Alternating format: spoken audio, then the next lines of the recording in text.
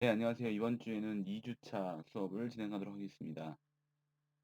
지난주에 제어문에서 조건문과 분기문에 대해서 설명을 드렸고요. 이번 주에는 나머지 한 개의 반복문에 대해서 설명하도록 하겠습니다. 반복문 여러분 잘 알고 계시죠? 특정한 구간을 특정한 횟수만큼 또는 특정한 이벤트가 발생될 때까지 반복하는 그런 구문이 반복문 되겠습니다. 자, 이 반복문에는 PPT에 있는 것처럼 for문, while문, do while문 이렇게 세 가지 반복문이 있고요. 일반적으로 for문은 반복 횟수가 정해져 있는 경우 많이 사용되어지고 반복 횟수가 정해져 있지 않은 경우 이런 경우에는 while과 do while 같은 경우로 반복문을 수행하게 됩니다. 자, 그럼 반복 횟수가 정해져 있는 경우는 어떤 경우이고 정해져 있지 않은 경우는 어떤 경우일까요? 정해져 있는 경우는 어, 1부터 10까지의 합계, 9구단 이런 것들은 9번, 10번 이렇게 정해져 있죠. 자, 그런데 어, 반복 횟수가 정해져 있지 않은 경우는 어, 생각해 봅시다. 오락실에 가셔서 비행기 게임을 한다라고 가정하면 내 비행기가 폭발하기 전까지, 그 전까지 계속 미사일이 발사되어야 한다. 이런 형태의 구문이 있다라고 가정하면, 내가 언제 죽을지 모르는 거죠. 내가 언제 미사일 맞아서 폭발할지 모르는 거죠. 그래서 언제까지 반복되어져야 될지 모르는 경우, 이런 경우에 while문이나 do while문을 많이 쓴다. 꼭 그렇게 써야 한다는 아니고 많이 쓴다입니다. 일반적으로 많이 쓴다. 참고적으로 알아두시면 좋겠습니다. 네, 이제 차근차근 포문부터 보도록 하겠습니다. 네, 포문의 형식은 여러분 잘 알고 있듯이 네, for 옆에 가로를 하고 괄호 안에 지금 여기 있는 것처럼 A와 B와 C 이렇게 세 가지의 식을 주게 되어 있습니다. 자, 그리고 세 가지의 식을 세미콜론으로 구분하고 있죠. 그래서 한 개씩 설명을 좀 드리면 A는 일반적으로 초기식이라고 얘기를 합니다. 뭐 초기값이라고 얘기하는 책도 있습니다. 일반적으로 초기식이라고 말씀을 드리고요. 이 초기식은 포문을 컨트롤하는 변수의 초기값을 설정하는 식이다 라고 얘기할 수 있습니다. 그래서 일반적으로 포문에서 i라는 변수를 아주 많이 사용하죠. 그래서 i는 뭐 몇부터 시작한다. 0부터 시작한다. 그래서 i는 0, i는 1부터 시작한다. 그래서 i는 1 이렇게 초기값을 주는 경우가 많고요. 이런 i라는 변수를 포문에서만 사용하기 위해서 int i 이렇게 네, 이 i라는 변수를 아니면 포문을 컨트롤하기 위한 변수를 여기서 생성시키기도 하죠. 선언하기도 합니다.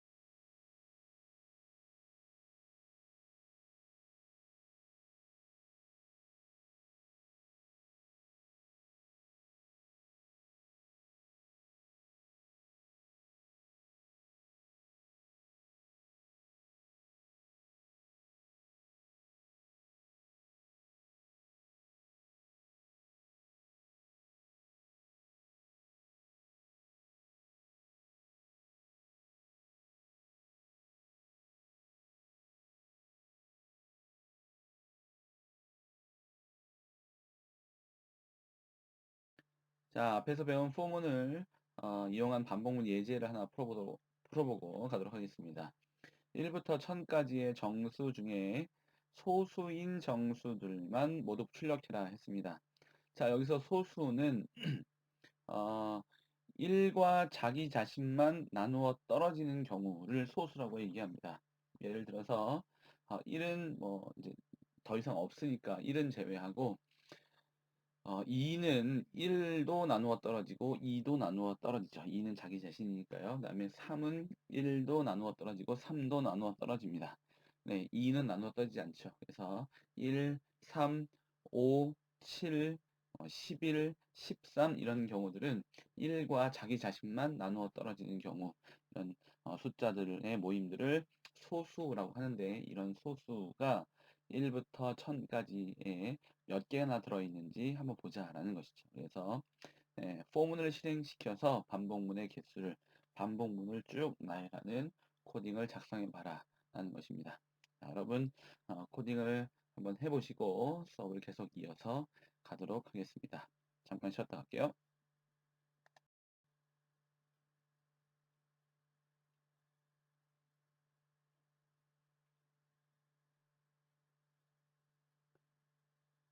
자, 예제 잘 풀어보셨죠? 예제가 소수라는 개념만 이해하시면 뭐 포문을 연습하는 문제이니까요. 그렇게 많이 어렵지 않을 거라 생각합니다. 자, 다음은 반복문 두 번째 구문인 while에 대해서 간단히 설명하고 역시 문제 풀어보도록 하겠습니다. 자, while은 반복의 횟수가 정해져 있지 않은 경우 많이 사용된다라고 말씀드렸죠. 네, 아까 말씀드린 것처럼 게임 등에서 특별한 이벤트가 발생할 때까지 반복한다. 아니면 특별한 이벤트가 없어질 때까지 반복한다. 이렇게 생각하셔도 좋을 것 같습니다. 자, 반복문은 일반적으로 초기식과 증감식, 그 다음에 조건식이 거의 필수적으로 필요합니다. 그런데 이 while문은 앞에서 간단하게 말씀드렸던 것처럼 특별한 이벤트라는 것들이 있기 때문에 초기식이나 뭐 증감식 이런 것들이 좀 이렇게 생략되는 경우들도 있습니다. 그런데 여기서는 이제 아주 일반적인 형태를 여러분들께 같이 학습하고자 하는 것이기 때문에 일반적인 형태에 대해서 설명드리고 넘어가도록 하죠.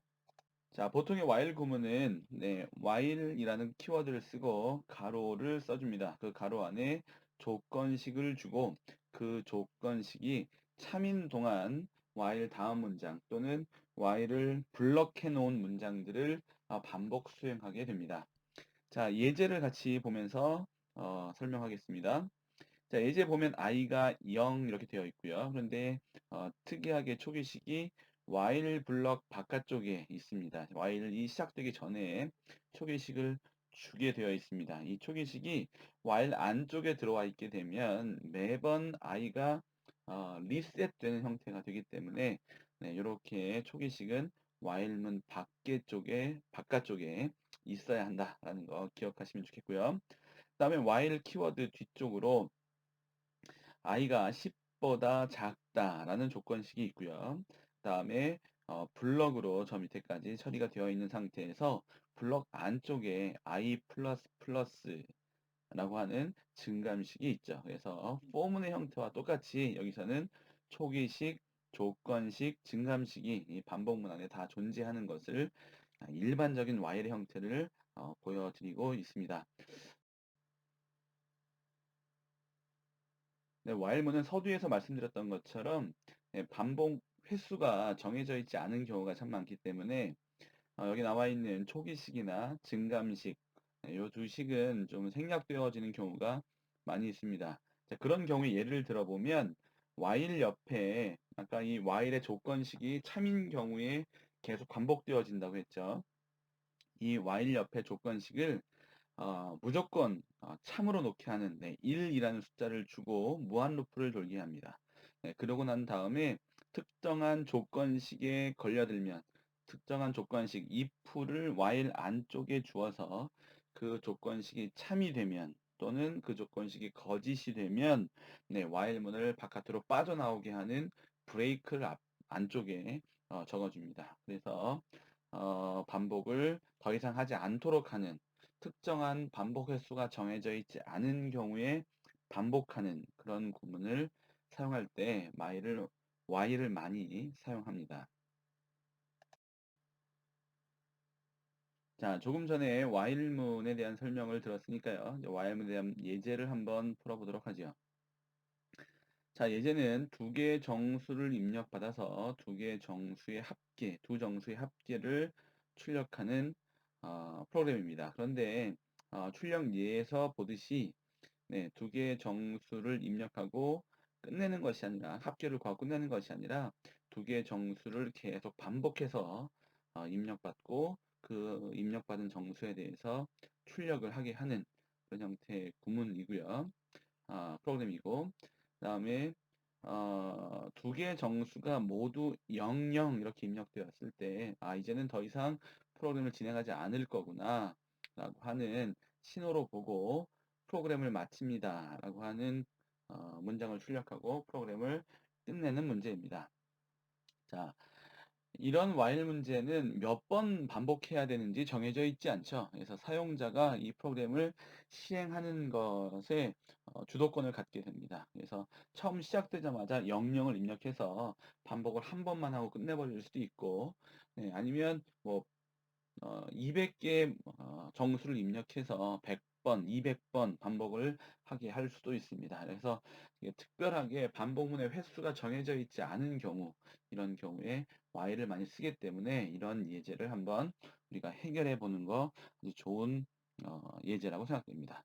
같이 한번 풀어보고 계속 이어가도록 하겠습니다.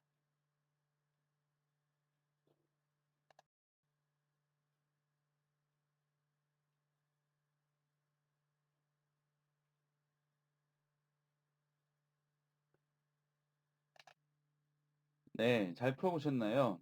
네, 뭐 이렇게 긴 시간을 들이지 못해 죄송하지만, 네, 뭐 이 영상이 끝나고 난 다음에도 계속 여러분 이 예제들을 풀어가셨으면 좋겠습니다. 자, 이제 마지막으로 반복문의 마지막으로 do while입니다. 자, do while은 앞에 while문과 아주 유사합니다. 다른 점 한 가지라고 한다면, 네, 조건식이 반복문의 시작에 와 있느냐, 아니면 조건문이 반복문의 마지막에 와 있느냐의 차이밖에는 없습니다. 네, 어, 앞에 while문은 조건문이 앞에 쪽에 와 있었죠. 그래서 do while은 조건문이 while 반복문의 마지막에 오게 됩니다. 그래서 네, 여기서부터 반복문의 시작이다라는 것을 알리기 위해서 do라고 하는 키워드를 주고 그 do에서부터 while까지 반복을 계속하게 되는데 네, 반복의 시작인 do에는 어떤 조건이 없죠. 그래서 이 반복의 시작 부분에는 그냥 무혈 입성하게 되는 것이죠. 그래서 언제든지 한 번은 예, 이 반복문 구간 안에 있는 문장들이 시행된다라는 특징을 가지고 있습니다. 자, do while과 while의 특징은 한 번, 반복이 한 번은 이루어진다라는 거 구체적인 특징으로 알고 계시면 좋겠습니다. 이 특징의 차이점 말고는 while과 do while의 차이점은 없습니다. 자, 다음은 do while의 예제입니다. 자, 앞에 do while은 while과 거의 비슷하다고 했으니까요. while에서 풀어봤던 문제하고 다음에 포문에서 풀어봤던 문제를 어느 정도 좀 섞어봤습니다.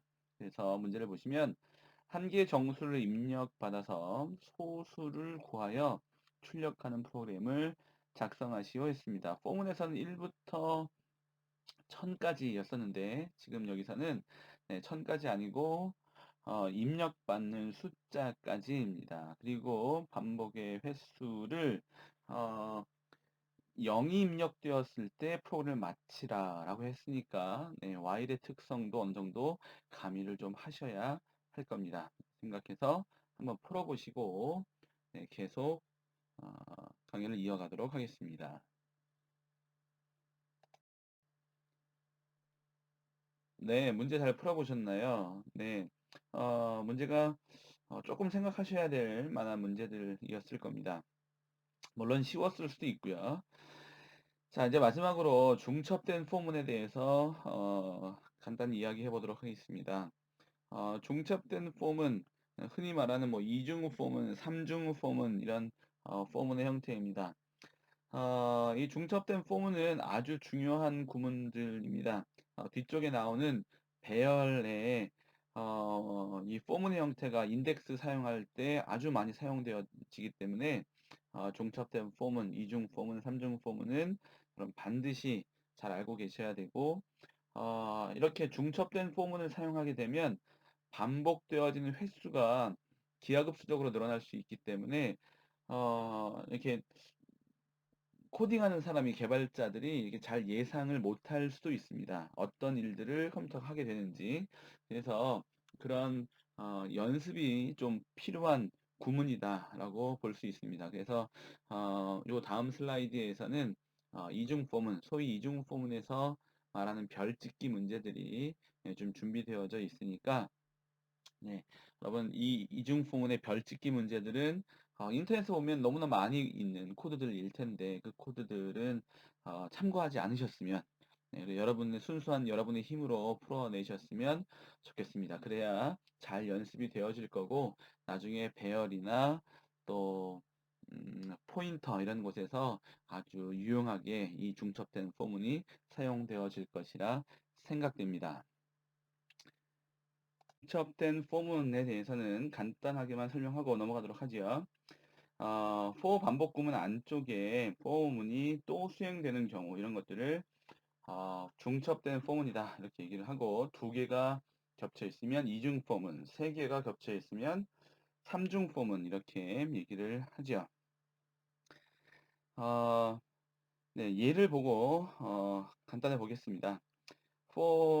바깥쪽 for에 보면 i가 1부터 5까지 증가해 가고 있고 안쪽에서는 어, j가 1부터 i까지 반복하고 가고 있죠. 그렇죠? 네, 그래서 그런 것들을 잘 챙기시면 i가 1일 때 j는 1부터 i가 1이니까 한 번 반복을 하게 될 거고요. i가 2일 때 j는 i가 2니까 두 번 반복을 하겠죠. 그래서 i의 숫자에 따라서 전체 반복 횟수가 네, 이렇게 바뀌는 경우, 이런 경우들을 많이 사용합니다. 아니면 j 의 최종값, 이 조건식을 5로 똑같이 줘서 똑같이 25번 반복하도록 하는 경우들도 있습니다. 그래서 필요에 따라서 j의 조건식을 또 i의 조건식을 바꾸어 가면서 필요한 만큼 반복 횟수를 늘렸다, 줄였다 이렇게 하는 경우 이런 것들은 이제 중첩된 포문이라고 볼 수 있습니다.